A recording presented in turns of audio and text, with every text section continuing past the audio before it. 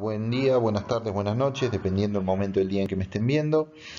Mi nombre es Juan Pablo Guzmán, yo soy médico cardiólogo del Hospital Británico y la idea de la presentación de hoy es abordar el tema de las arritmias desde un punto de vista electrocardiográfico.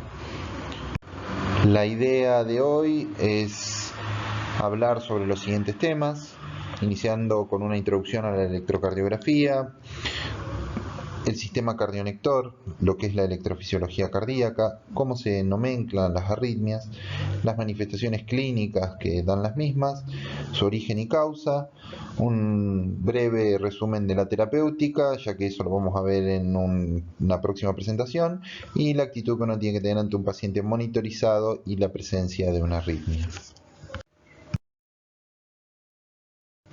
Las arritmias, junto a otras manifestaciones, son epifenómenos de la enfermedad cardiovascular, de la afectación del corazón en sus funciones. Cuando uno agarra y está aburrido en el transcurso del día y busca en su teléfono, en su computadora, causas de muerte en internet, en cualquier buscador, una de las páginas que va a aparecer es la Organización Mundial de la Salud, que tiene la estadística de varios países, de muchísima gente, y cuando uno entra a ese link se encuentra con esto. La enfermedad cardiovascular es la principal causa de muerte a nivel mundial. Dentro de ese mismo link, si quieren ustedes pueden buscar y diferenciar entre países de altos ingresos económicos, países de bajos ingresos económicos, y es lo mismo, la cardiopatía isquémica es la principal causa de muerte en el mundo. No solo eso, si uno ve este gráfico, encuentra con que el ítem blanco, eso era en el 2000, en el 2019 la situación empeoró en vez de mejorar. Básicamente, con el correr de los días y de una vida cada vez más sedentaria y la falta de programas de prevención a nivel global, la situación está empeorando en relación a la enfermedad cardiovascular. Cuando uno ve nuestro medio, uno encuentra que el 15% de las consultas en nuestra guardia son relacionadas a causas cardíacas. Esto es un montón. Ustedes piensen que de 100 pacientes que se ven hoy en la guardia, 15 tienen algo relacionado a enfermedades del corazón. No necesariamente dolor de pecho, que es quizás lo primero que le viene a uno a la mente, sino palpitaciones, disnea, insuficiencia cardíaca, síncope. Es un número muy grande considerando la cantidad de consultas que uno tiene en la guardia. Con la cantidad de personas que uno evalúa en guardia y ante la variedad de los distintos cuadros cardiológicos, la gravedad potencial de los mismos y los diagnósticos diferenciales que son con menos gravedad, uno necesita una herramienta complementaria. ¿Qué quiere decir esto? Que si a una persona le duele el pecho, ese dolor de pecho puede ser desde un infarto en curso hasta una condritis del esternón con los cartílagos costales. Un cuadro va a requerir una terapia muy agresiva y un cuadro tiene una mortalidad muy alta, mientras que el otro no tiene, o mejor dicho, la mortalidad es inexistente y la terapéutica no es otra cosa que un analgésico. Entonces, para diferenciar rápidamente en la situación en la que yo me encuentro frente a un paciente con un cuadro cardiovascular, yo necesito un método complementario. Ese método complementario me tiene que dar información. Ese método complementario además tiene que ser sencillo. Fíjense que un electrocardiograma no es otra cosa que un trazado. Ese método complementario tiene que ser económico. Un electrocardiograma, ustedes se meten en el Mercado Libre y buscan un electrocardiógrafo, tiene este costo. Si bien uno dice, y eso es bastante, si uno lo compara con otros métodos, por ejemplo, un ecógrafo sale muchísimo más, es usado y ni siquiera es de una primera marca. Imagínense lo que sale elementos de más calidad. El electrocardiograma al día de hoy es un método económico. Tiene que ser seguro. La verdad es que conectando un electrocardiógrafo no se le puede hacer mucho daño al paciente, más que dejarle los moretones de las sopapitas, y tiene que ser rápido. Un electrocardiograma en promedio tarda 5 minutos en hacerse. Volviendo al primer ítem de la diapositiva anterior, en cuanto a la información, yo cuando estoy evaluando a un paciente con un problema cardiovascular, yo necesito que esa información sea relacionada obviamente al corazón. El corazón es un órgano que está dedicado a generar trabajo mecánico para generar un gradiente de presión y que se movilice la sangre a través de la circulación. Para eso es un órgano muy complejo, un órgano que tiene cavidades de llenado, un órgano que tiene cavidades eyectivas y que presenta encima dos circuitos diferentes, uno el circuito pulmonar y otro el circuito sistémico. Para que todas esas cavidades funcionen de manera adecuada, sincrónica y el ciclo cardíaco se repita con cada latido, yo necesito un sistema que comunique todas las partes del corazón de manera casi instantánea. Eso que si uno agarra este órgano y empieza a ver cómo está compuesto, cuando uno hace un corte de la pared del corazón, uno encuentra que tiene desde interno a su cavidad hacia externo, está compuesto por un endocardio, está compuesto por un miocardio y está compuesto por el pericardio, que a su vez tiene dos hojas. El segmento que la verdad es más relevante a la hora de la conducción eléctrica es el miocardio. Cuando uno empieza a ver, el miocardio son un montón de células musculares que tienen la misma dirección y que tienen como función contraerse, generar ese trabajo mecánico que es la función del corazón. Fijémonos que para contraerse de manera uniforme, todas las células musculares de un segmento se tienen que contraer a la vez.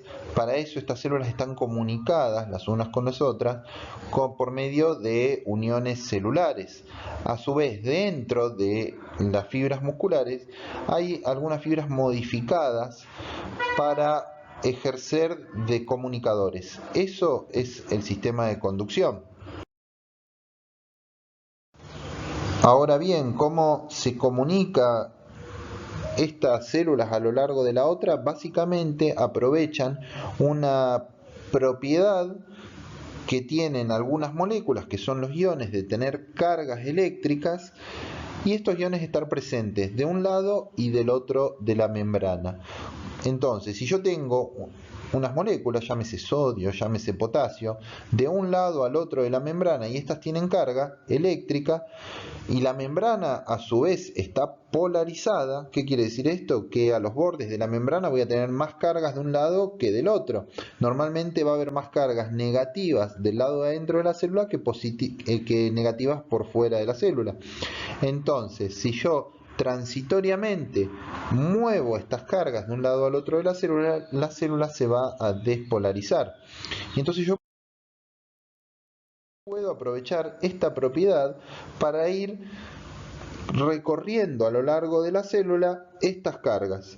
Entonces, un segmento va a cambiar, va a invertir sus cargas y a su vez el segmento al lado va a hacer lo mismo. Esto va a hacer lo mismo y va a generar un dipolo que va a tener movimiento a través de la membrana celular. Este movimiento de cargas, las células lo pueden usar para llevar información. Básicamente, si yo soy una célula muscular y quiero contraerme y quiero que todas las células que están alrededor mío se contraigan, yo voy a generar esa despolarización y la voy a ir arrastrando, y las células que van viendo hacia el lado mío esa despolarización, ese dipolo moverse, van a despolarizarse también. Entonces se puede utilizar este fenómeno como una técnica para que las células transmitan información. Esto se ve en las células que se conoce como excitables, no solo las células musculares, sino también, por ejemplo, las neuronas. Las neuronas utilizan este fenómeno para llevar información desde su cuerpo por medio de su axón hasta la conexión con otra neurona o otro órgano efector. Ahora bien, ¿qué pasaría si yo pudiese evaluar la función del corazón? Porque básicamente si las células usan esta forma de transmitir información para que las células del corazón se contraigan, ¿qué pasaría si yo podría medir esta diferencia eléctrica, este dipolo moviéndose de un lado al otro? Básicamente, si yo pongo dos electrodos y esos electrodos están conectados a un galvanómetro, que es una máquina que puede graficar los movimientos de estos dipolos, yo voy a encontrar que si la despolarización de la célula, el potencial de acción de esa célula, se mueve en dirección a uno de los electrodos, esta máquina va a graficar algo positivo, mientras que si se aleja va a graficar algo negativo. Entonces yo podría utilizar esta máquina para ver qué pasa en el corazón. Bueno, la respuesta la dio un tal Willem Einthoven, nacido en Indonesia. La dio cerca del 1904, en donde utilizó un galvanómetro para evaluar las distintas corrientes de polarización del corazón. William Einthoven es el creador del electrocardiograma. Por esto se ganó un premio Nobel de Medicina en 1924 y años después fallece en Suiza en 1927. En este gráfico es cómo eran los primeros electrocardiógrafos hace ya más de 100 años. Fíjense el tamaño y lo incómodo que era hacer eso. La persona tenía que meter los brazos y una pierna en los electrodos, que en ese momento los electrodos eran un balde con solución salina. Con el tiempo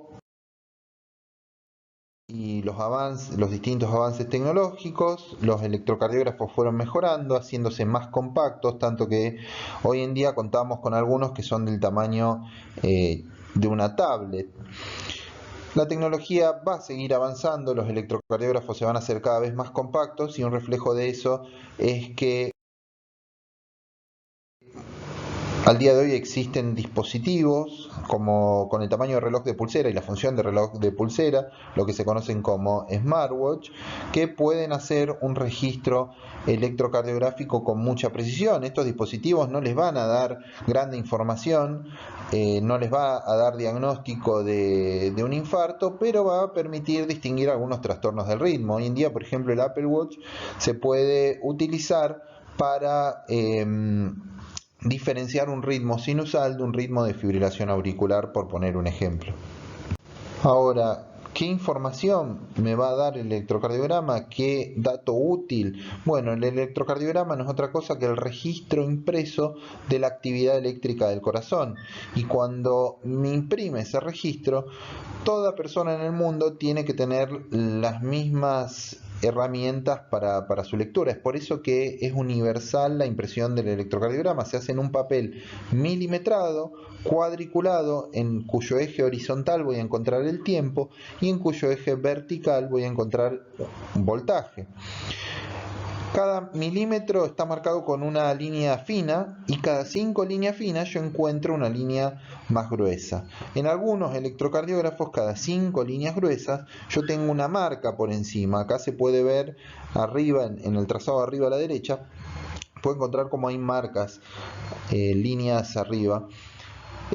Esas líneas representan un segundo. Y en el eje del tiempo, en el eje horizontal, cada milímetro va a ser la representación de 0,04 segundos.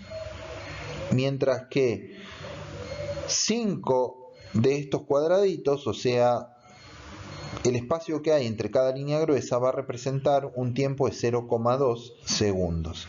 En el eje vertical, cada milímetro va a ser 0,1 milivolt, mientras que 5 espacios, o sea, la distancia que hay entre una línea gruesa y otra de abajo hacia arriba va a representar 0,5 milivolt. La velocidad de impresión también es estándar y es de 25 milímetros por segundo. ¿Cómo saber que un electrocardiograma esté bien calibrado? Siempre antes de empezar cualquier tipo de interpretación, Y para saber que un electrocardiograma está bien hecho, tiene que ver al comienzo del mismo la línea de calibración. Ese calibrado es lo que aparece al inicio de cualquier electrocardiograma, y acá lo pueden ver en el gráfico de abajo a la derecha. Es ese rectángulo vertical que tiene que tener 1 centímetro de altura y les grafica que la velocidad esté a 25 milímetros por segundo. Bien, a modo de resumen, encontramos que el espacio que hay entre cada línea horizontal, o sea en el eje horizontal, corresponde a 1 milímetro, y eso en tiempo es 0,04 segundos. Si yo sumo 5 cuadraditos chiquitos, o sea el espacio que hay entre cada línea grande, eso corresponde a 5 milímetros, que en tiempo son 0,2 segundos. Cuando yo voy al eje vertical, el espacio que hay entre dos líneas finas, o sea un cuadradito chiquito, equivale a 0,1 milivolt. Si yo a eso, para hacer un múltiplo de 10, ¿no?, le sumo el espacio que hay entre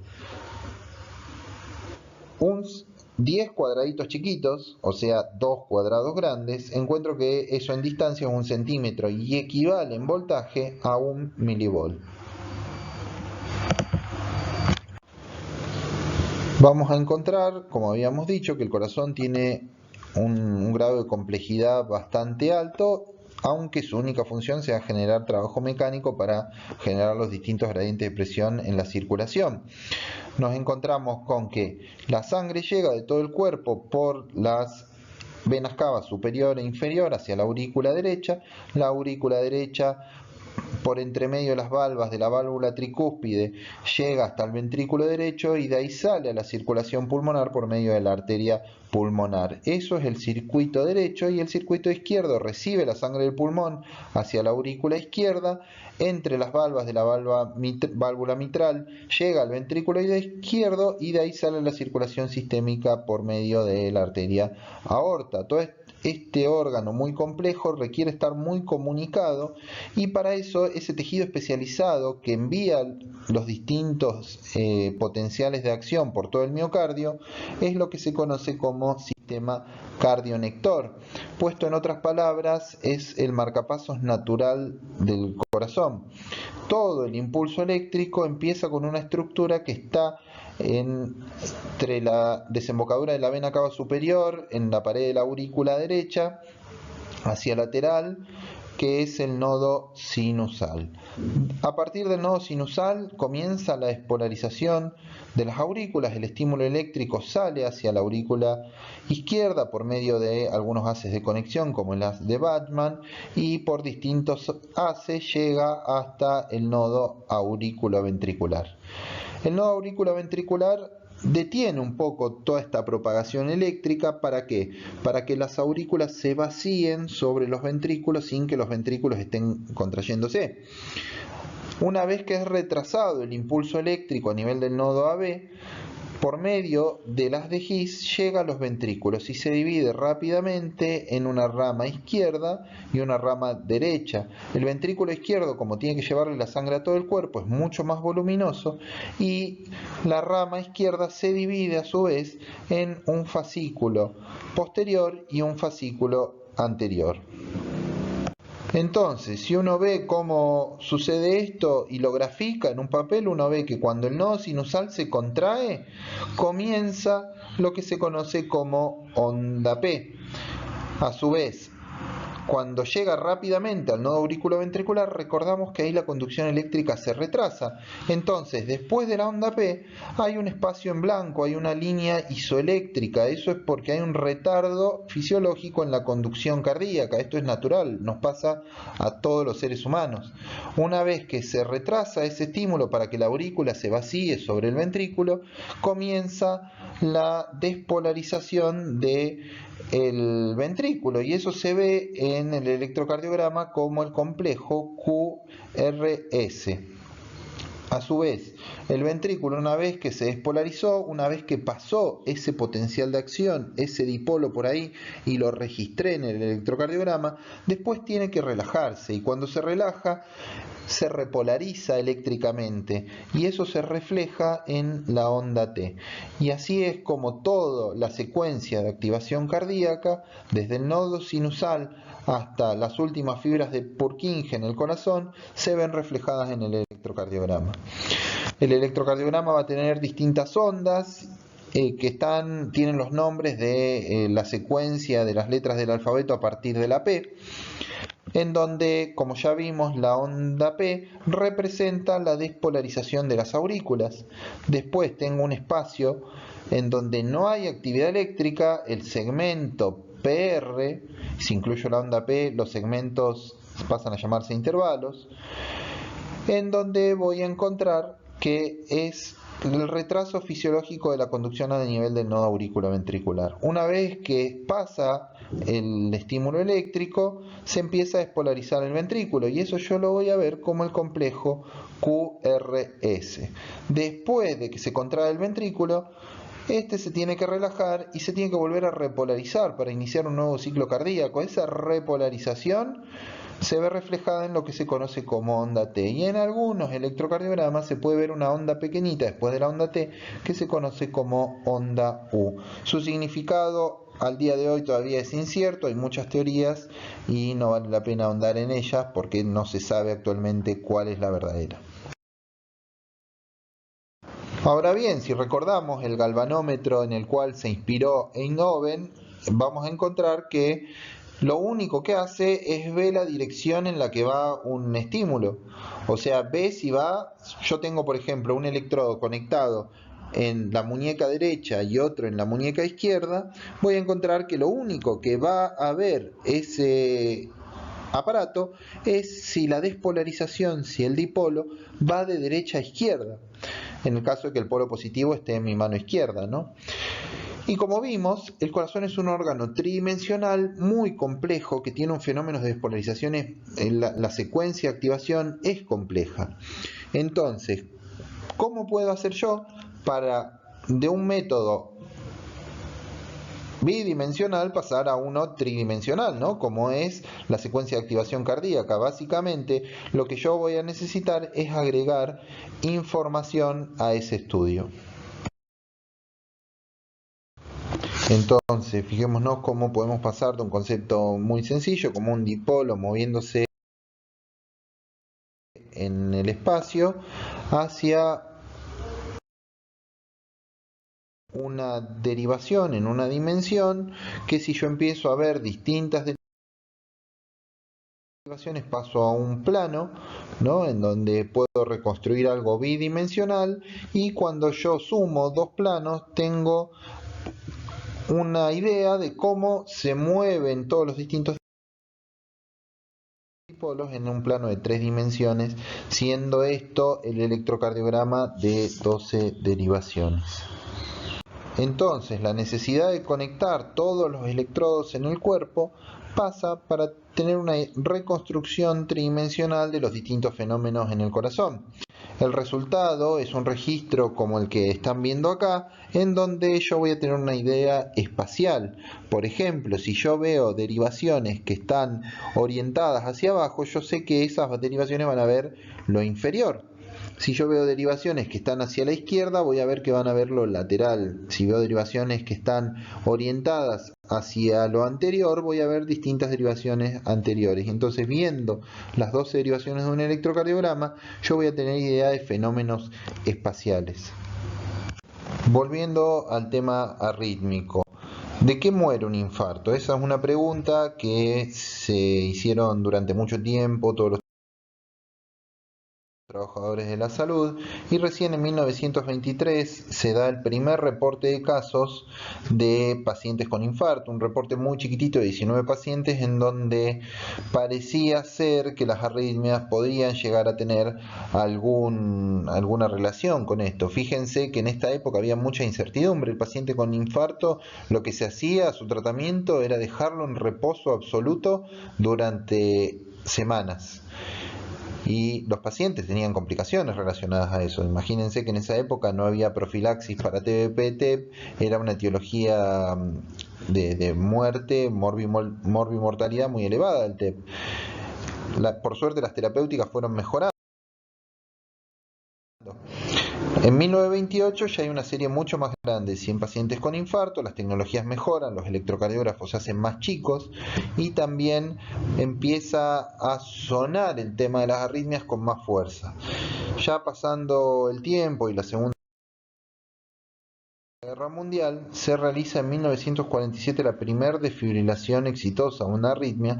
Esto fue con el tórax de la persona abierto. En 1956, años después, recién se logra la primera desfibrilación externa exitosa para revertir una arritmia. En 1960 se comprueba la eficacia de la resucitación cardiopulmonar a la hora del paro cardíaco. Antes de esto no estaba sistematizado el uso, era impensado hacerle RCP a una persona. Sin embargo, hubo muchos pioneros del tema, sobre todo en países de Europa escandinava, en donde por suerte se pudo demostrar la eficacia de la RCP. El año posterior a esto empiezan a esbozarse los primeros conceptos de unidad coronaria al norte de Inglaterra.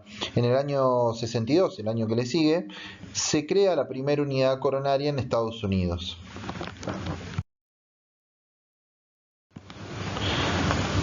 Killip y Kimball, dos médicos que investigaron mucho sobre el tema del infarto, detectaron que en series muy grandes de pacientes, de estudios, que con la creación, la implementación de la unidad coronaria, la mortalidad del infarto, que era altísima, era de un 26%, disminuyó al 7% con la implementación de la unidad coronaria. ¿Cómo estamos al día de hoy? Bueno, las unidades coronarias tienen una mortalidad del infarto del 4%. Fíjense que pese a los avances tecnológicos, la mortalidad del infarto no se pudo disminuir mucho más, solo de un 7% a un 4%. En cambio, la implementación sistemática de la unidad coronaria para el tratamiento del infarto disminuyó drásticamente la mortalidad del mismo. La unidad coronaria para el infarto es el avance tecnológico más importante en los últimos 100 años de la medicina cardiovascular. ¿Qué se hace en la unidad coronaria que disminuyó un 19% el infarto y fue el cambio con más impacto en esta enfermedad en los últimos 100 años? Bueno, básicamente a todo paciente que está cursando un infarto, que como ya vimos los infartos se mueren de arritmias, se conecta al paciente a un monitor de manera continua y el registro electrocardiográfico acá es lo más importante y la gente que conecta a un paciente al monitor tiene que estar entrenada para detectar rápidamente la aparición de arritmias. Fíjense este cuadro de la derecha. Cuando uno tiene una arritmia mortal y lo único que le hace a esa arritmia es desfibrilarlo, pero tardíamente, solo el 0 al 2% de esos pacientes sobreviven. Cuando uno tiene un paciente y empieza a hacer arritmia y uno empieza con la RCP rápidamente, pero lo desfibrila tardíamente, solo un 2 a un 8% sobrevive, un poco mejor que el caso anterior. Cuando uno empieza a hacer RCP y lo desfibrila de manera temprana, un 20% sobrevive. Y si un paciente tiene una arritmia, se le comienza rápidamente a hacer RCP, comienza uno con el protocolo del ACLS y además lo desfibrila tempranamente, es el mejor escenario en donde el 30% de los pacientes con una arritmia compleja sobrevive. Entonces, la unidad coronaria no es otra cosa que un espacio físico que permite la rápida detección y el rápido tratamiento de arritmias mortales. Para estos pacientes yo no necesito un electrocardiograma de 12 derivaciones que ocupa mucho espacio, lo tengo que tener todo el tiempo conectado, muchos cables, es engorroso. Yo solo necesito una información en cuanto a si hay o no arritmia, no en cuanto a su ubicación espacial. Es por eso que necesito menos derivaciones y por eso existe el sistema de derivaciones de monitoreo, que se conoce por las siglas EASI. Básicamente es una codificación universal en donde hay distintos colores. Esto lo van a encontrar en casi todos monitor y se ponen en esta disposición. La E, que suele ser el color blanco, va en el quinto espacio intercostal en la región inferior del cuerpo del esternón. La A, que suele ser el color verde, en la línea medio axilar izquierda a la misma altura que el electrodo E. La S va en el manubrio del esternón. La I en la línea medio axilar derecha a la misma altura que el electrodo E. Y existe a veces un cable a tierra que es negro y va en cualquier zona que no coincida con las derivaciones anteriores. Ahora sí, ¿qué es una arritmia? Bueno, una arritmia no es otra cosa que todo trastorno del ritmo cardíaco. El ritmo cardíaco es aquel que mencionamos de varias diapositivas atrás, en donde comienza a haber una despolarización, se empieza a activar todo el corazón partiendo del nodo sinusal. Es por eso que el ritmo cardíaco normal es el ritmo sinusal. Ahora, cualquier trastorno del ritmo es una arritmia. Existen muchas clasificaciones de las mismas, pero dando un pantallazo general hay dos que son muy útiles, que una es por su relación con la frecuencia cardíaca. Básicamente, si la arritmia hace que el corazón tenga una frecuencia cardíaca muy elevada, es una taquiarritmia. Aquellas con frecuencia cardíaca muy baja son bradiarritmias y existen algunas en donde hay latidos únicos, por ejemplo las extrasístoles. Y la otra clasificación importante es en base a su topografía. Por ejemplo, las arritmias sinusales son aquellas que se originan en el nodo sinusal.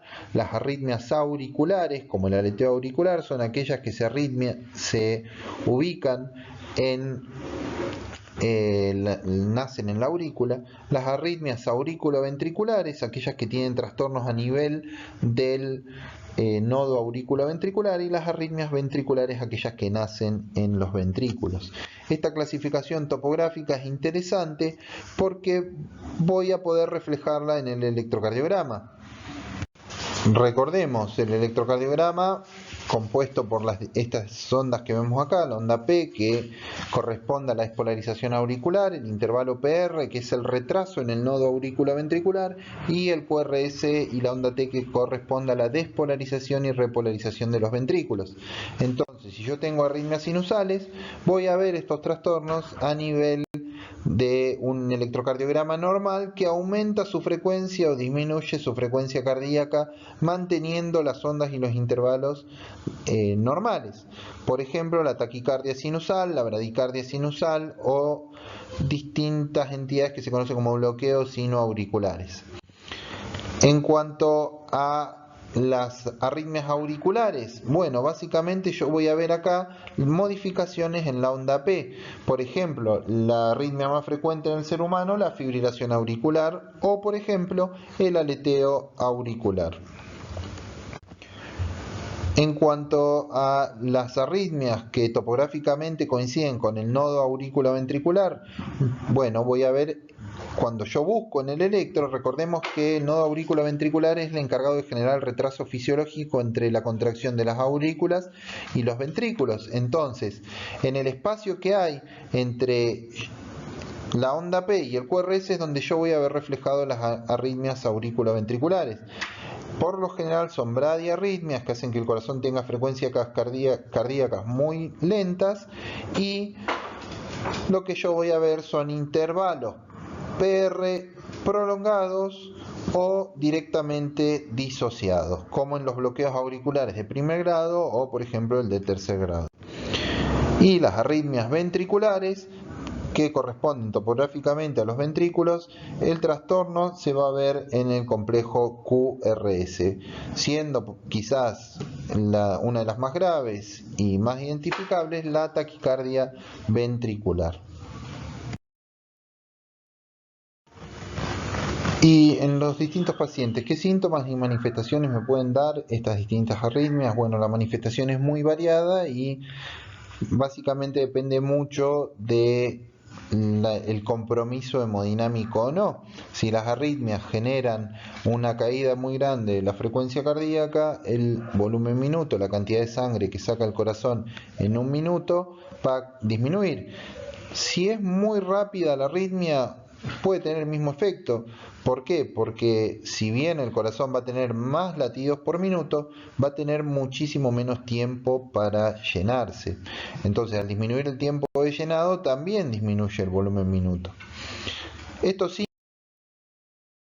síntomas pueden ser variables desde la sensación de tener el corazón latiendo a velocidades muy rápidas, la percepción del latido cardíaco, cuyo término es el de palpitaciones. Palpitaciones es la percepción de un latido, no necesariamente tiene que ser la sensación del latido rápido. El síncope, si en algún momento hay una disminución muy brusca de la frecuencia cardíaca o muy elevada que disminuye el gasto cardíaco, la cantidad de sangre a nivel del sistema nervioso central también va a disminuir. Eso va a provocar la pérdida transitoria de la conciencia y del tono postural, evento conocido como síncope.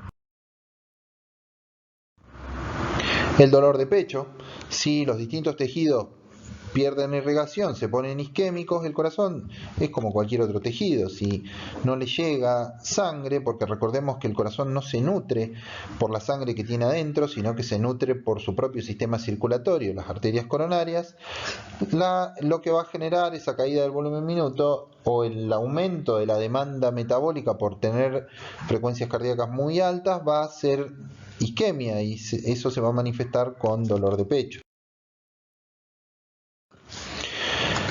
Y también consiguiente con las alteraciones del volumen minuto voy a encontrar que puedo estar mareado, nauseoso, sudoroso, distintas alteraciones autonómicas. No hay que olvidar que las distintas arritmias pueden tener distintas causas gatillantes. Por ahí uno ya tiene un corazón que está predispuesto a la formación de arritmias, sin embargo, distintas causas van a terminar provocando que se gatille el evento. Por ejemplo, la cardiopatía isquémica, que puede ser origen y gatillo. El tromboesmolismo de pulmón, lo mismo. La insuficiencia cardíaca, cuadros extracardíacos como la sepsis.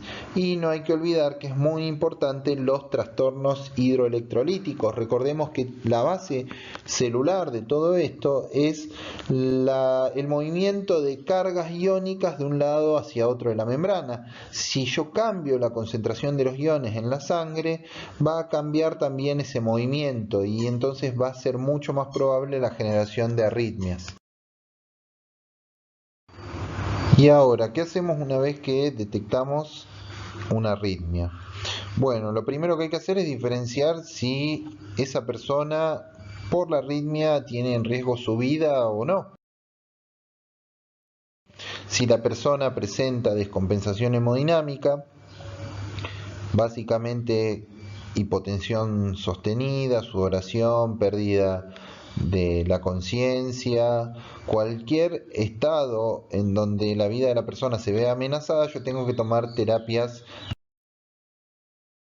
drásticas. Esas terapias van a ir desde una cardioversión eléctrica, si uno presenta una taquiarritmia, a el implante de un marcapasos transitorio, si esa persona presenta una bradiarritmia, o en el caso de que sea algo inconcluso o no cuente con los medios mientras me los traen, lo que yo tengo que hacer es iniciar la RCP. Si la situación lo amerita, ¿no?